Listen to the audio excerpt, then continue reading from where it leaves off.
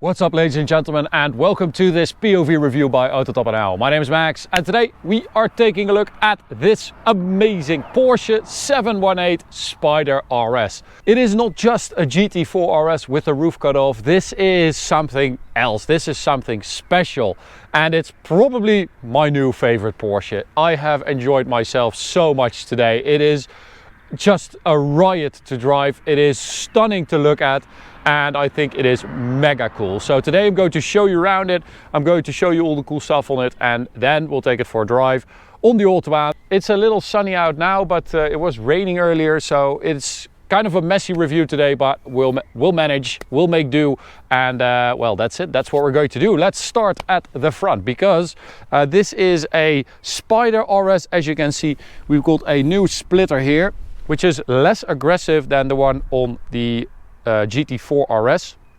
This car has basically the same aggressive look, but it's not the same aggressive aero all around. Mainly, you don't have the big massive wing at the rear, and that means that they also had to adjust the front splitter, of course, to balance the car out aero wise. So it is very aggressive still, with these massive air intakes, this winglet on the side here, air vent in the bonnet. We've got a sticker logo as well, weight saving bro, and then the bonnet, which is carbon fiber with these air vents in there as well. I'll show you the bonnet as well,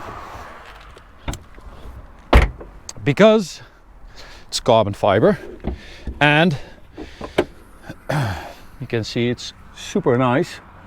If you go for the Weissach package, which is an optional extra, I think it's 20 to 30,000 euros on the Spyder RS. It's mainly carbon fiber that you gain. So you can get this bonnet in gloss carbon fiber.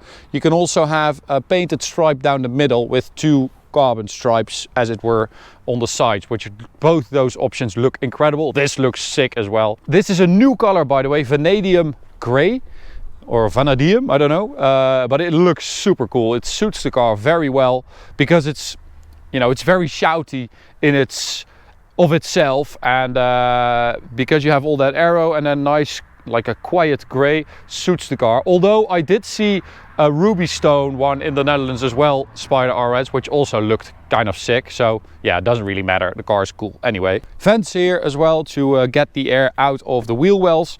We've got these forged 20-inch wheels with center locks, super nice. Behind that we've got the regular steel brakes.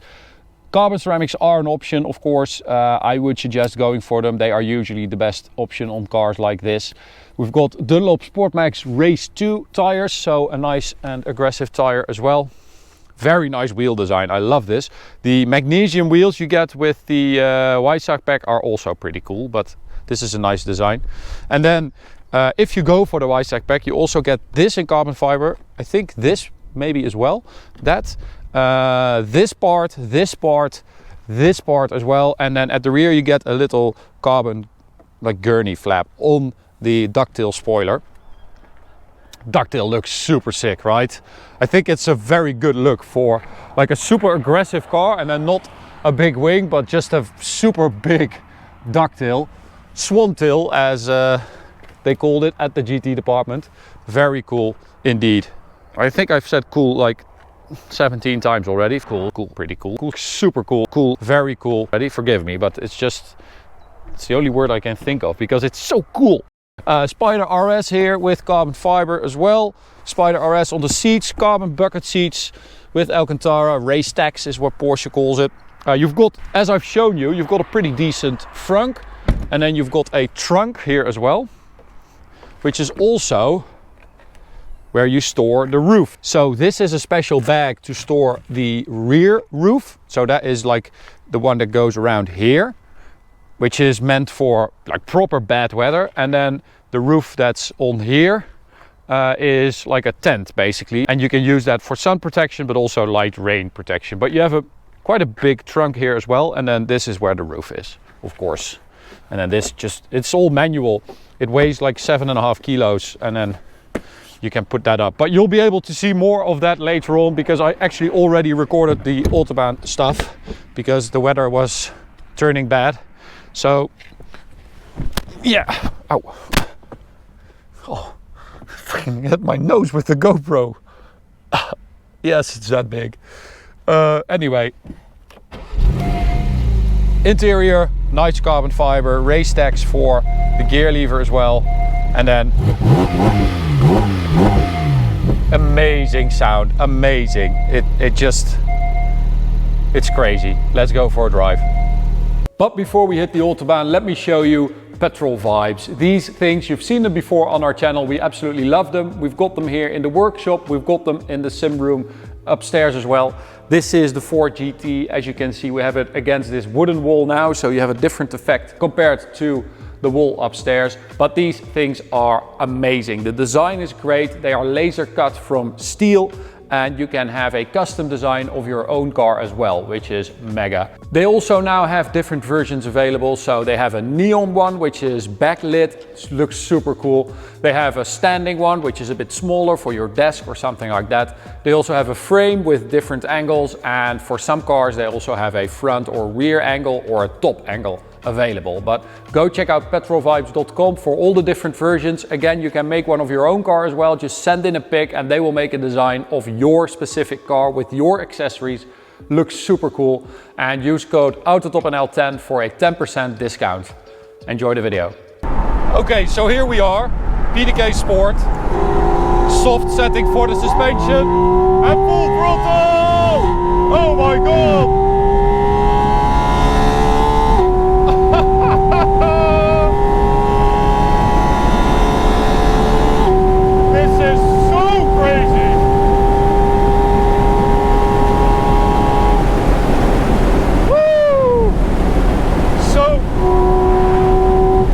I'm going to have to talk when I'm not on throttle because it is so loud. I don't have a roof, and this is the loudest intake sound on any car ever, I think. So this is the 718 Spyder RS. It is a softer version of the GT4 RS. This has been made to enjoy canyon roads and mountain roads, B roads, stuff like that. The GT4 RS was built for track use. This is road use. But I think it's the coolest one because you have that ducktail spoiler on the rear. I'll show you guys a bit later what it looks like. But you do have the GT3 engine with 500 horsepower in the middle.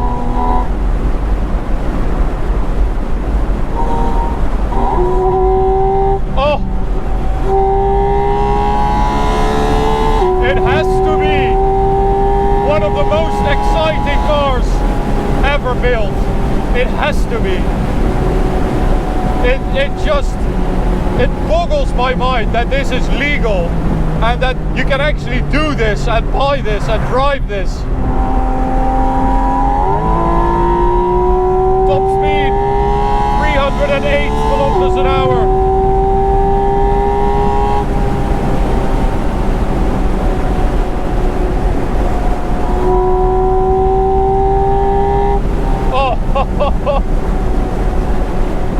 This is what sports cars are all about.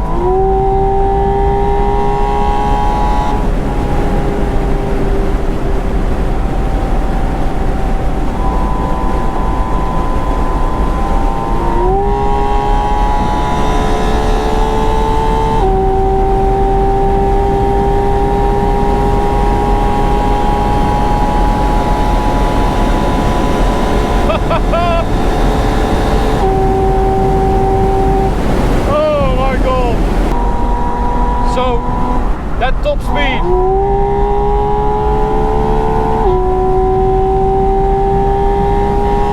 of 308 is with the roof down, mind you. With the roof up, the top speed is limited. Well, it's not actually limited, I think, but you can only drive 210 kilometers an hour. Okay, kick down.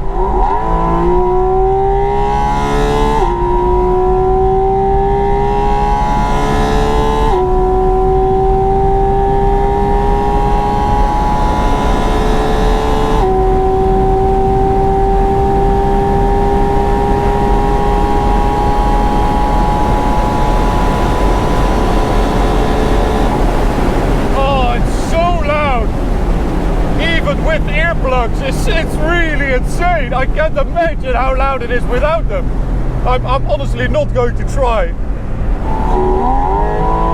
Oh, and that PDK gearbox. Let's switch to manual. Oh, the shifts are so quick. It's just ridiculous. They also use a shorter ratio PDK for this car compared to the GT4 RS. This has shorter ratios.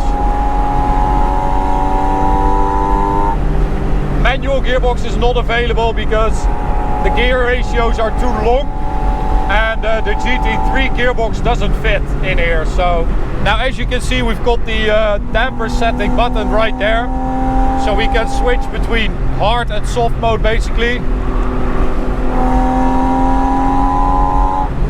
Exhaust, also nice to have that open. Not that you hear anything because you only hear intake.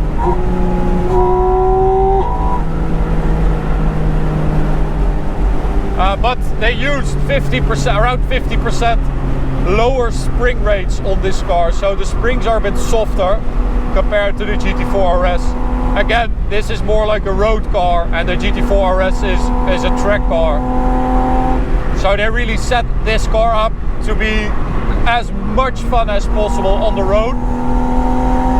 And I actually prefer that because that is just what most people will be using this car for most of the time. So specs, 500 horsepower as I said, from that flat 6 in the middle, 450 newton meters of torque, 3.4 seconds 0 to 100. It is a weapon, this thing. I am very worried about that rain though, because we took off the roof and it does take like a couple minutes, so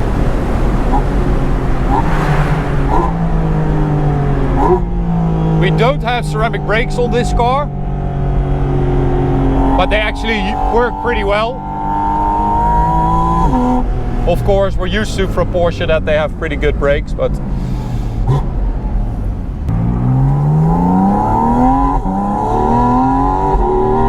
oh, it is outrageous. I do prefer this chassis setup, this suspension setup. A bit softer means that it's just a bit more forgiving. On the road, it just works a bit better, I think. Cars that are too stiff, too firm, they don't really give you confidence to attack a road. You need a bit of, I don't know, you need a bit of suspension play to kind of feel what the car will do. Okay, so rain is coming. As you can see, my plan is now to speed up.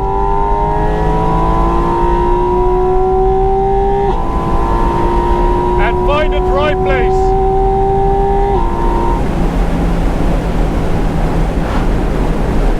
Oh no.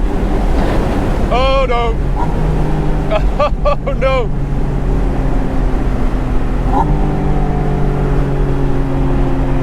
I mean, I guess they did do something to this interior to make it more weatherproof. I'm going to get off here. Am I going to make that? Yeah. Sorry about that, but I need to stop here and get the roof on. Now you guys can also see how the roof works, if I am able to explain that correctly. So open this up. Open these up. This is completely separate, as you can see, so we're just going to eyeball it because I want to cover the interior first. Beautiful carbon fiber, by the way. Look at that.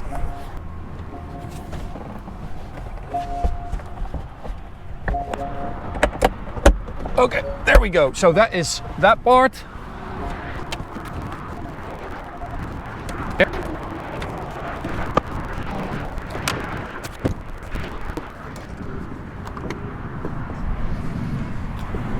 And that should do it, actually. Oh my god, I did it. So this is like the Bimini version. This is the little tent you can use for, well, also against the sun, but against light rain as well. And then let's just drive with this version. I think this is enough. You also have another one for the rear and the rear side pieces, but those are for like heavy rain, so I think this should be okay. Close these windows.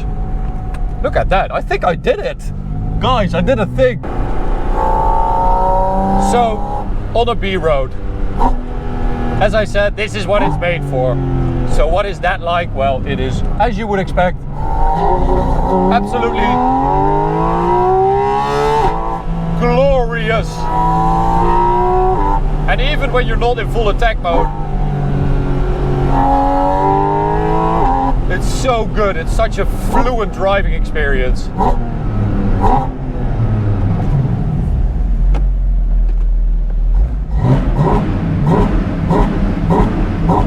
Oh, and then I think if you pull both pedals, does that still work?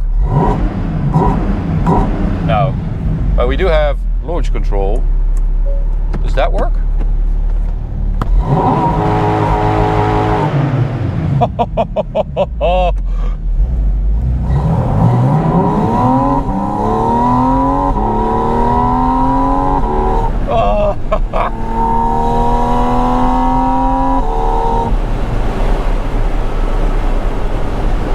So I love the fact that I can now put the suspension in a more firm setting and enjoy a little B-road. But even then, when the B-road becomes too bumpy, I can go to soft mode and it's still, you know, it's still firm enough and balanced enough to soak everything up. And I think because the GT4 RS has been set up for track use, that's kind of lost on that one, you know. That car feels so aggressive and so on edge all the time. And this kind of takes a little step back and becomes more enjoyable because of it, if you ask me. So, launch control.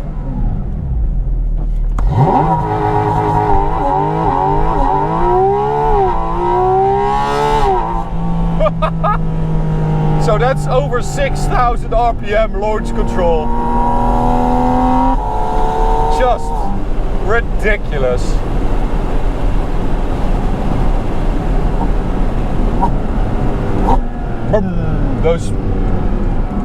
Those downshifts are the best. No horses, I think, today here on this side.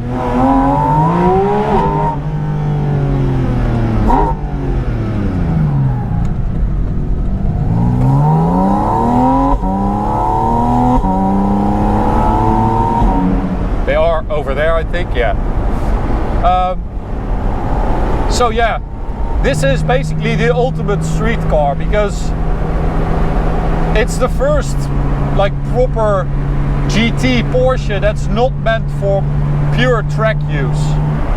Of course the Turbo GT Cayenne was there, but like full-blown GT cars, this is the first time that they say this is for, you know, the ultimate road driving, and I think it's the best one because of it. Absolutely loved spending a couple days with it. I mean, you can imagine. And well, I hope you enjoyed this video. It's been a weird one today, but we just had to adapt because of the weather. As you can see, it's super gray still.